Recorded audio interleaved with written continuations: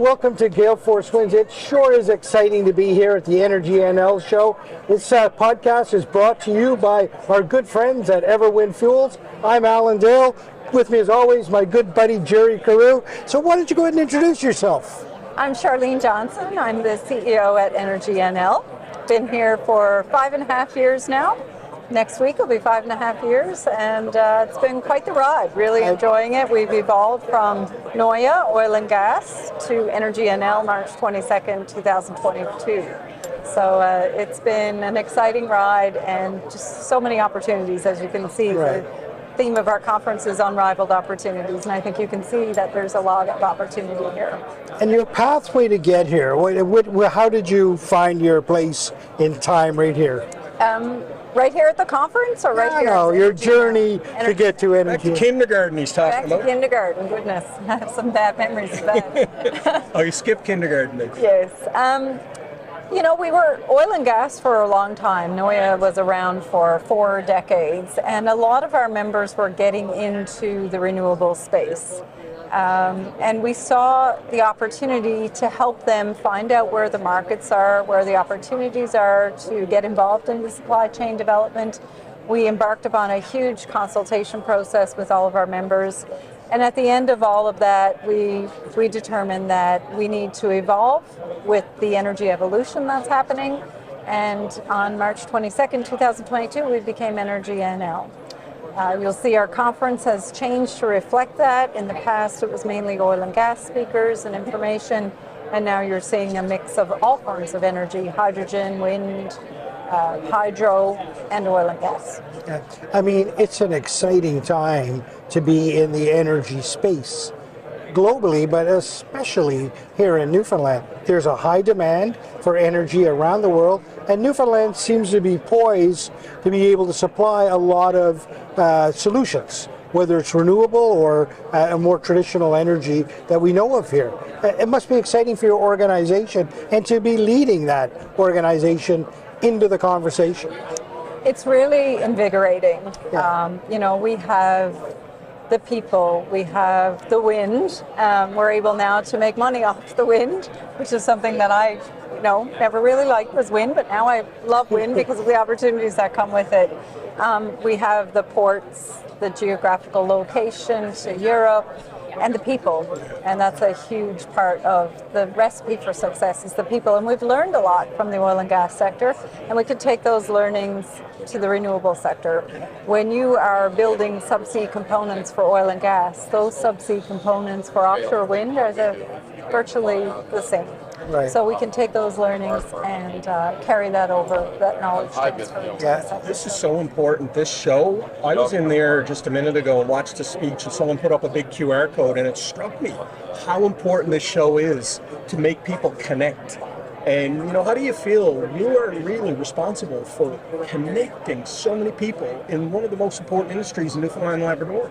Yeah, I mean, the number one role of our organization is advocacy, because we have to advocate for an energy industry that has clear and consistent regulations, guidelines, and policies. Once you advocate to have that industry and work with governments to do that, then you work on the supplier development of your members, and a big part of that is networking. So this conference brings together current partners, but so they get to build on those relationships, but I see a lot of new relationships forming right before my eyes. One company, I didn't realize you did that. Could you adjust that to accommodate my needs? And the next thing you know, Charlene, that was fantastic. We now work together. Right. So that's really great to see. And we have a whole team of people at Energy NL that work at supplier development, member engagement. And we're so fortunate that all of our member companies, the oil companies and the wind developers trust us to do those supplier development sessions and work with them to provide these networking opportunities. Just had a wonderful conversation with Minister Parsons and talked about the opportunity for job creation and economic development, and he kind of dovetailed that into immigration and inclusion. This industry is a very inclusive industry, a diverse industry, right? Tell me about the importance of that for your organization. Absolutely, hugely important. I'm a big proponent of diversity and inclusion. A couple of years ago, I started a separate sponsorship for diversity and inclusion, which 5 companies have come on board with that. And because of that, we have organizations here that normally wouldn't be able to come to a conference like this because the cost could be restrictive. Inclusion NL is one of those companies that are here. WRDC, NLO, Association for New Canadians. Right. Students, both university and high school. So the diversity and inclusion is very important. And as we go forward with all these forms of energy and develop it, labor shortage is going to be a real challenge. We need all of that Minister Parsons said, immigration, persons with disabilities, women, all the underrepresented groups working, because there's absolutely going to be a huge labor need. There's a secret sauce here, and you started to describe the recipe a little earlier with wind and ports and people and an expertise in the energy sector.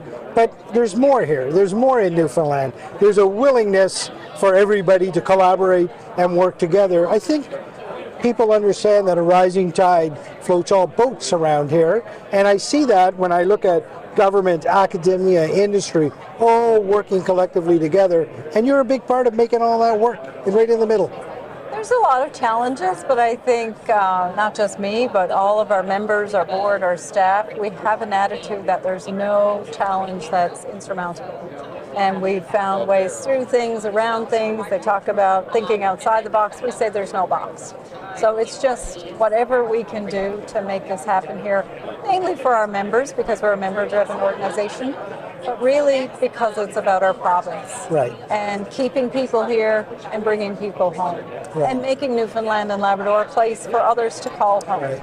So it's an opportunity to really leave a footprint on what we're doing as an organization, have a huge footprint on the success of the province. What are you most excited about here at the show? What is the most exciting thing for you? So many things, it's hard to pick. I mean, it's really great to see that session we just went through with the 8 wind developers. It was an opportunity to see a snapshot of what's happening, but I look forward to the next step. Once the bids are awarded, then we'll have more in-depth session. Always great to hear from the oil operators what their activities are in the upcoming year. We have BP out drilling now as we speak. I'm really excited about that one.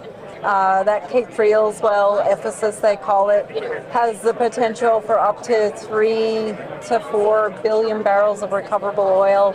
That's bigger than the prolific Marlin field in Brazil. So with a field of that size, potentially that could be upwards of 3 FPSOs. That's almost what we have out here now in total since oil began. So really excited about that. Exxon is drilling this year, later this month, Bay du Nord. Bay du Nord is the next big capital project in oil that's coming. And of course there's work going on with Terra Nova, and hopefully they'll be back into production soon. You've got the CGS with Cenovus and over about 2,000 people on site there. And we heard from Jennifer Williams about all of the opportunity we have here to lower Canada's carbon footprint when it comes to hydro development. On top of all of that, which is a lot, we also have the potential to lower the equivalent of all of Canada's greenhouse gas emissions through carbon capture and storage. So we have a lot of reservoirs offshore that were used for oil, and we are in preliminary studies to look at the porosity, the permeability, and the potential of what can be stored. That is such a massive opportunity, and that's coming up in a session, I don't know, sometime tomorrow or the next day, I can't remember right now at this point, but it's all of that. There's just so much, and there's more I'm sure I can't even think of right now, but it's just to be part of that is something really amazing. You know, I wanted to have a quiz with you after. I'd love that quiz, Alan, on those 400 opportunities. You just I got to say, exciting to hear, sir. I am so glad that you chose to come on the show and talk about all these. So many people in Newfoundland, and I would argue Canada and around the globe, need to understand what's happening here.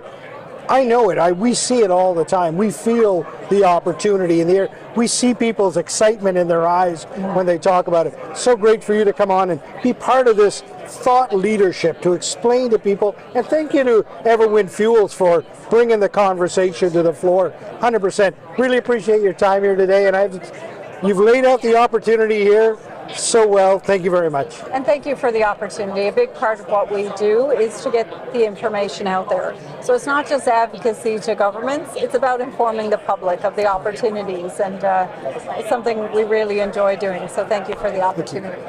Well, this show is obviously a gale force wind. Thank you. Thank you. It was lovely. Thank you.